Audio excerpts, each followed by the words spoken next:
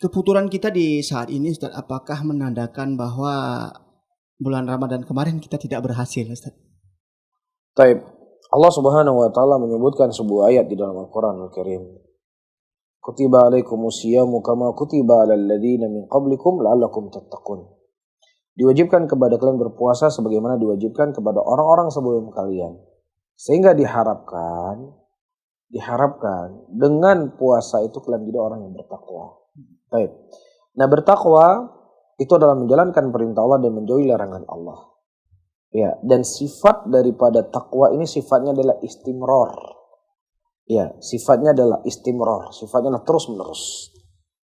Ya, jadi ketika seseorang itu dilatih oleh Allah Subhanahu wa taala untuk berpuasa, yang kemudian natijah hasil yang Allah inginkan dari hamba-hambanya dengan puasa tadi menjadi orang yang bertakwa. Nah, bertakwa itu sifatnya apa? Hanya dalam waktu tertentu atau terus-menerus. Jelas, itu diinginkanlah terus-menerus. Jadi hasil daripada orang yang sukses dalam puasanya, yaitu akan berdampak terus-menerus dia berada dalam ketaatan. Karena kebaikan akan melahirkan kebaikan yang lain. Nah, berarti di sini ada sesuatu yang salah pada diri kita. Apakah rasa ikhlasnya kita yang kurang? Atau kurang kenalnya kita kepada zat yang menciptakan kita. Saya ulangi, kurangnya kita mengenal kepada zat yang menciptakan kita, yaitu Allah Rabbul Alamin. Yang ketiga, terkadang bisa saja pengaruh lingkungan kita. Ya, pengaruh lingkungan kita yang memang tidak memberikan motivasi, dorongan untuk kita berbuat baik. Ya, dan ini merupakan sebab-sebab yang kenapa kita bisa futur kembali setelah kita merasakan nikmatnya iman tersebut.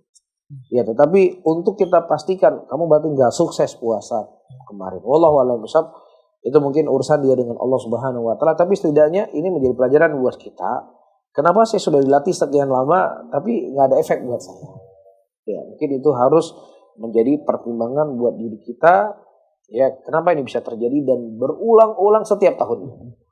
Nah, mudah-mudahan tahun depan kalau Allah panjangkan umur kita, ya jangan berulang lagi. Tapi tahun ini pun belum terlambat.